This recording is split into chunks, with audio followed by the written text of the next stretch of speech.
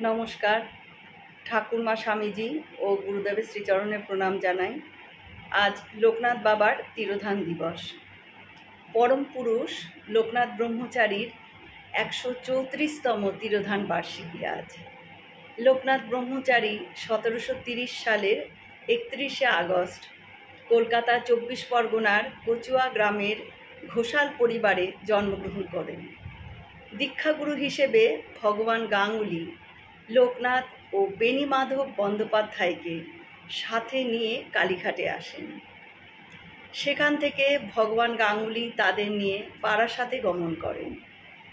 ভগবান গাঙ্গুলি লোকনাথ ও বেণীমাধবকে দেহত্যাগ করার পূর্বে তৈলঙ্গ স্বামীর হাতে তুলে দেন। বারাসাতে লোকনাথ ও বেণীমাধব কিছুকাল যোগ সাধন করার পর ভ্রমণে বের হন। এরপর লোকনাথ ব্রহ্মচারী বাবা চলে আসেন বাংলাদেশের নারায়ণগঞ্জে বারোদি গ্রামে। সেখানে গড়ে উঠেছে লোকনাথ বাবার মন্দির। বারোদি শ্মশান সংলগ্ন জমিদার নাগমহাশয়ের বদান্যতায় গড়ে উঠল বাবা লোকনাথের বারোদি আশ্রম। বাবা লোকনাথ হলেন আশ্রমবাসী। শতবর্ষের সীমা পার করে তার মেদ বর্জিত সুঠাম দেহের জ্যোতি ভক্ত দর্শনার্থীদের মুগ্ধ করত।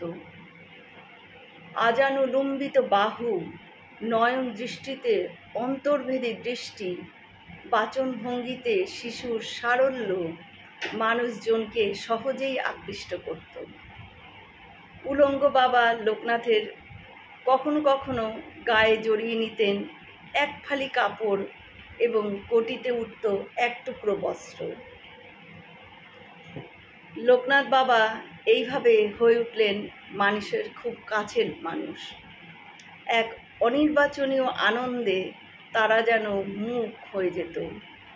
অপলক বাবার দিকে তাকিয়ে থাকতো তারা।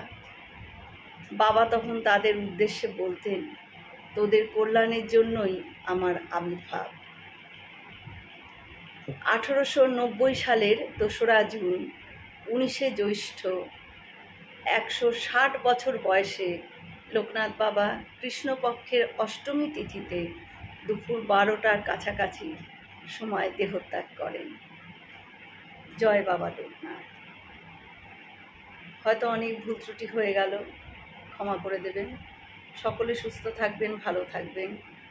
ঠাকুর মায়ের কৃপা দৃষ্টি সকলের উপর বর্ষিত হোক। শুভরাত্রি।